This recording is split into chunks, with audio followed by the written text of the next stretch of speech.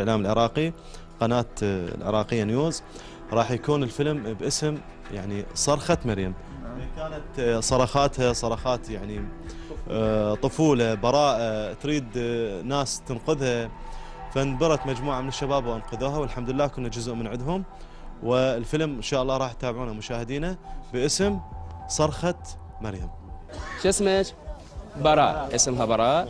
انت براء فقدت الامل بذيك اللحظه؟ من سمعت بأصوات شو تتحسين؟ يعني كنت اتشاهد واخر يعني شاهدت ويمكن فقدت الوعي ما اتذكر يعني. فقط كان يعني شعرات طالعه من راسك، كلك يعني مغطاة بالركام. ايه صحيح. نعم.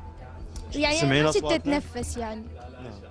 الى ان ما اعرف سمعت صوت اختي وبعدين همين رجعت يعني ما اعرف شنو صار. شنو وضع عينك هسه حاليا؟ هسه لا الحمد لله. يعني جاي تاخذين علاج زينه إيه. تشوفين بيها انت؟ ايه الحمد لله. الحمد لله. ام مصعب شلونك؟ الحمد لله. على سلامتك والبقيه بحياتك بفقدان ابنك. ابني مات ترى هذا ابني مات. والله ابني وانتم اولادي ان شاء الله. اقول هو هم اخوكم وراح لان هو هم بطل مثلكم وبريء وشريف الحمد لله. كان عنده امل انه انتم تجون، كان ينتظركم كل يوم يروح يسمع يم الكنتور اذا صوت دبابه او شيء. اي بس من فاته وهذول يسود عليه ظل هيك بس هيك مسوي ما شفت الدواعش قريبين عليك انت؟ شفت شيء بس من عندهم يعني، فهو كان يسوي لي هالشكل حتى لا أصيح يعني خاف يدخل علينا لي جوا. اي وما أعرف شلون فات هو بالغرفة هذيك اللي أنا قلت لكم تلقونه يم أبو. ما أعرف العصف، ما أعرف قوة الهاي، لأن إحنا ما يعني رمشة عين هذا كله صار. أيوة الله يرحمه إن شاء الله. الحمد لله.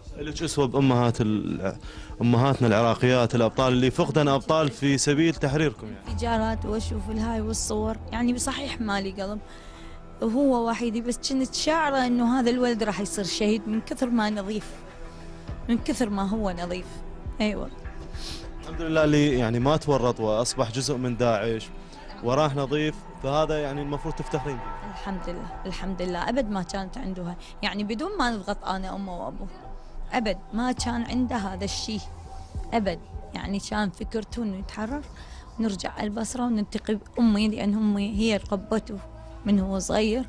فيقول لي أول ما نروح ماما لا من اهل البصره ام مصعب؟ من البصرة احنا، أنا وأبو مصعب احنا من أهل البصرة، بس الظروف قاسية اللي جابتنا هنا وعلى مود البيت مع ودوامي نقلته. وين تداومين؟ أنا بالكلية التقنية الإدارية وهو بالمعهد التقني التكنولوجي. ايش قد عمره الله يرحمه؟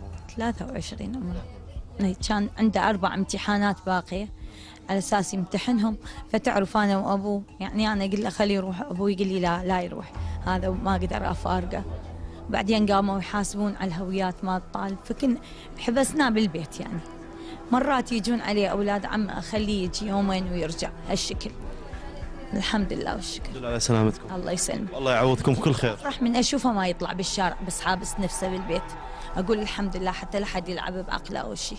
نوال طبعا احنا نريد نعرف انتم وين كنتي في ساحه الحادث واجيتي تركضين علينا، وين كنتي متواجد طبعا؟ انا كنت بالانقاض، بس انا قدرت اطلع لان عرفت يعني اكو كان طابق بس على ايدي وبطني وشلتهم شويه. طلعت ظليت ساعتين عند الجيران.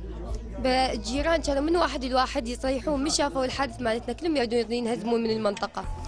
فبهذه الوقت أنا من ضليت عندهم اجوا صاحوا وقالوا الجيش تقدموا بالفرع اللي قدام. فاني قبل طلعت عليكم جيت، وسبحان الله انتم اللي كنتوا موجودين وانتم اللي طلعتونا جيتوا. تريد تسولفي لي شنو كان شعورك يعني هناك بهاي اللحظات؟ اهلك تحت الانقاض. والله كنت يائسه يعني كانوا اقول لهم الجيش جو، يقولوا لي لا ما جو. اي والله يقولوا لي ما جو، قلت لهم لا شلون اهلي شلون لا اخاف لا يموتون.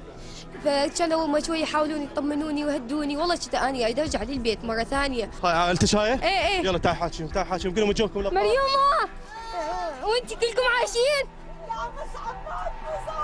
تعرف هم كانوا كاظيني وماسكين بيا ويهدون بيا. الحمد لله انتم جيتوا، الف الحمد لله والشكر. رسالة توصليها للعراقيين شنو هي؟ والله قل لهم الجيش العراقي جيشنا واولاده كلهم اولادنا، واهل الجنوب ترى ما يضرون اهل الشمال، ولا كان ابن الشمال هو اللي طلعنا من هذا المأزق مو المفروض، فهم يضحون بنفسهم من اجلكم، انتم تعاونوا وياهم وصبروا، ان شاء الله الله مثل ما فرج علينا الله يفرج عليكم. امين يا رب. مشاهدينا لازلنا متواصلين في جولتنا مع يعني اهلنا وناسنا في الساحل الايسر، وكان جزء من هذه الجوله هي عائله يعني ابو مصعب، العائله اللي طبعا اصبحت مشهوره يعني في ظل مواقع التواصل الاجتماعي في القنوات الفضائيه، عائله